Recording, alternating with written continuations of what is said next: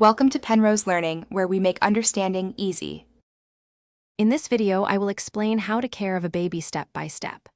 Offer comfortable support during feeding, ensure proper latch or bottle angle, and keep clean burp cloths nearby. Alternate sides for breastfeeding or switch bottle sides to prevent stiffness.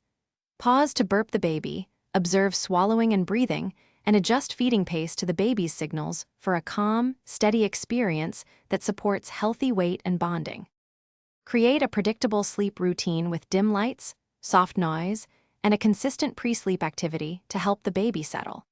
Keep naps and night sleep on the back in a clear crib with a firm mattress and no loose items. Respond calmly to night wakings with gentle touch and quiet reassurance, then return the baby to sleep when drowsy, but still awake to encourage self-soothing and better long-term sleep habits. If you're finding this helpful, please subscribe and like so I can keep making useful baby care guides.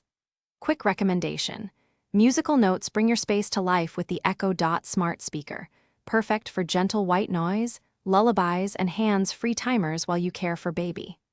Check the description for the link and other deals, and consider this little helper for your nursery.